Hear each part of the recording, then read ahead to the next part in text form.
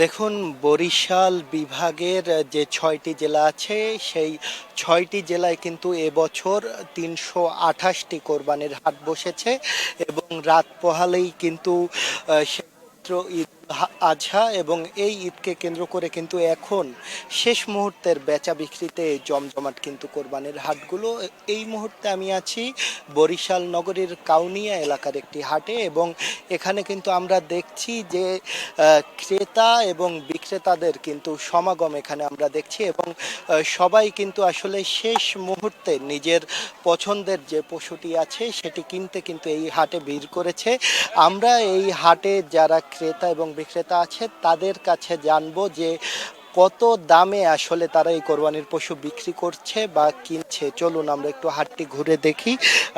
আমরা কিন্তু এপাশে দেখছি যে এই হাটের এই অংশটিতে কিন্তু বড় বড় আসলে যে কোরবানির যে পশুগুলো আছে সেগুলো কিন্তু এখানে আমরা লক্ষ্য করতে পারছি এবং এখানে যিনি এই পশুগুলো নিয়ে এসেছেন আমরা এখন একটু তার সাথেই একটু কথা বলতে চাচ্ছি এবং এখানের যিনি ব্যাপারী আছেন তার সাথে একটু কথা বলবো এবং জানবো যে এই যে পশুর যে দামগুলো তিনি আসলে কত হলে তিনি বিক্রি করবেন। আপনার কাছ থেকে একটু জানতেই চাচ্ছি যে আপনি মোট কয়টি আসলে গরু নিয়ে এসেছেন এখানে? এখানে ৬টা গরু লইয়েছি, এই ৬টা গরু লইয়েছি, বেচতে পারি না, একটা হবাই বেচছি ১৪৬। ১,৪৬,০০০ টাকায়। আর এখন মোট কয়টা গরু আছে? এখন আর ৪টা। ৪টা গরু। কোনটার কত দাম একটু যদি আমাদেরকে দেখান, আপনি একটু আসেন আর একটু দেখি। এই যে এই গরুটা ২৭০, ২৭০। ২,৭০,০০০। ২,৩০,০০০ হইলে বেচবো। ২,৩০,০০০ হলে হ্যাঁ। এত কম দামে কেন ছেড়ে দিবেন? বেচতে আছে, আমি বেচতে পারি না কর্ম কি। আচ্ছা আচ্ছা, তারপরের গরুটা একটু দেখি আমরা। তারপরে গরু যদি ২০০ হ্যাঁ, ২২০, ১৮০ হইলে বেচবো। ১,৮০,০০০ হলে বিক্রি করবেন এটা। আর আর এই তারপরের গরুটা? পরে গরুটা আমার না।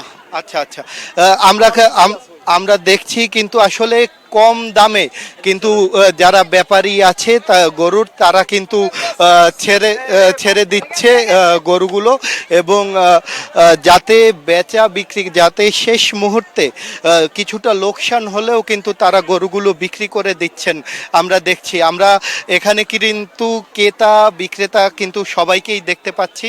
আমরা একটু আপনার সাথেই কথা বলবো যে কয়টি গরু নিয়ে এসেছিলেন? আমি ৩টি গরু নিয়ে এসেছিলাম, কয়টি বিক্রি করতে পেরেছেন? একটা এখন পর্যন্ত বিক্রি করতে পারিনি।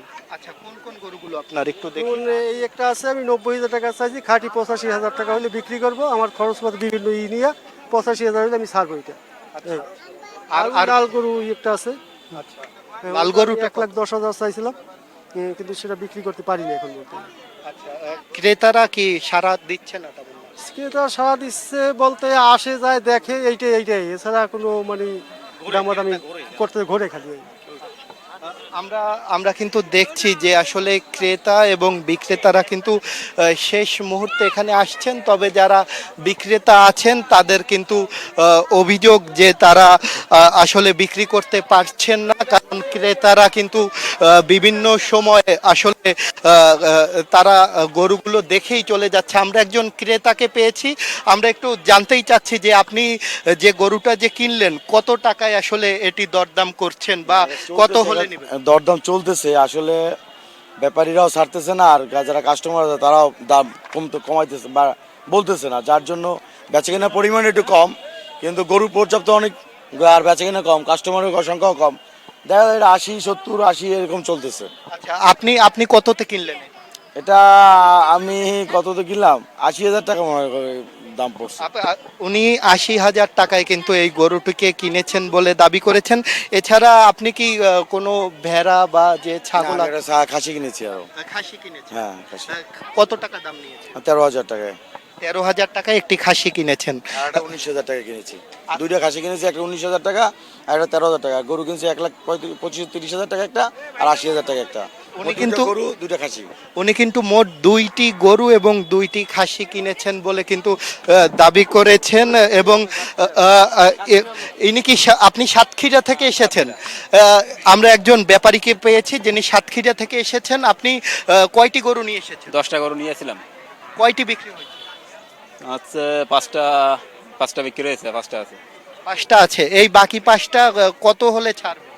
ওটা গরু হিসাবে, ওটা তো একটা, কোনটার কত দাম? এটা 1,30,000 চাচ্ছি। আচ্ছা, কত হলে বিক্রি করবেন? এই 20,000 22,000 এরকম।